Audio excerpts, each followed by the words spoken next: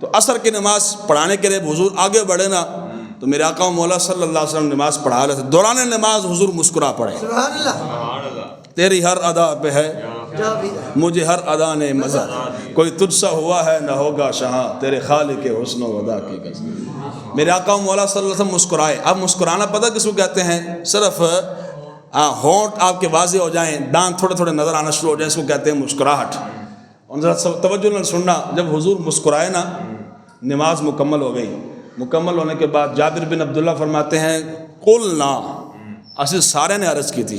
ایک نے نہیں، جتنے پیچھے کھڑے تھے سارے نے عرض کی تھی، حضور رأیناک تبسمتا، حضور ہم نے آپ کو نماز میں دیکھا کہ آپ مسکرا رہے تھے۔ شوق تیرا اگر نہ ہو میری نماز کا امام،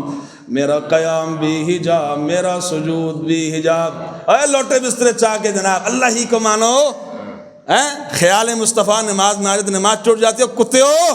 یہاں بتاؤ نا، حضور نماز پڑھا رہے ہیں، حضور نماز پڑھا، دیکھو نا میں ایک مسلح سے کھڑے ہو کے جناب نماز پڑھاواں تو میں کتنا کو مسکراواں گا جناب، کس نے پتہ لگے کہ بندہ مسکرا رہا ہے؟ پتہ لگتا ہے کسی نے؟ مسکران لگے تو کسی نے نہیں پتہ لگتا، میں ہنساں کہا لگاواں پھر تو گل ہو رہے، ایک بندہ صرف مسکرا رہا ہے، پچھلوں کو کیسے پتہ چل گیا؟ اترو شوق تیرا اگر نہ ہو میری نماز کا امام۔ صحابہ نماز دے وچ بھی حضور دے چہرے ول ویکھدے رہندے، اور یہ داڑھی کے حرکت سے انہوں نے پہچانا کہ حضور مسکرا رہے ہیں،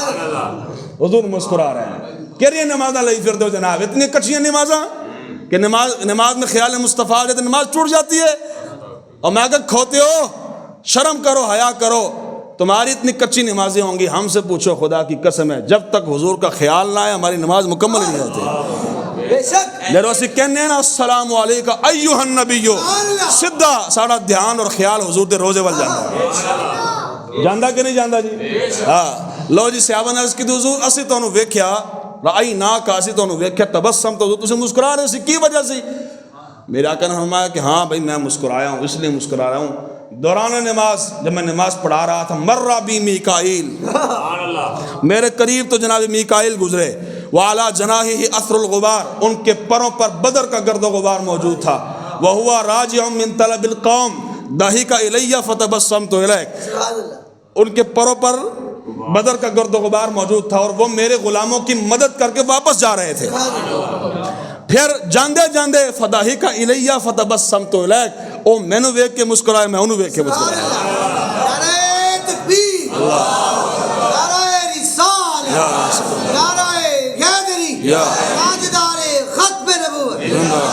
رہے گا یوں ہی ان کا، رہے گا یوں ہی ان کا تاجدار ختم نبوت۔ اور قبلہ امیر المجاہدین ان ترجمہ فرمایا کرتے سن کہ جناب میکائیل نے عرض کی تھی حضور ہن اجازت ہے، یعنی کل اسی کم کر چھڈیا ہے، ابو جہل نے ٹھکائی کر چھڈی، عتبہ شیبہ دی ٹھکائی کر چھڈی، حضور ہن سانو اجازت ہے جان دی، حضور میں جاؤ بھی جاؤ واپس رہ جاؤ، سمجھ آئی؟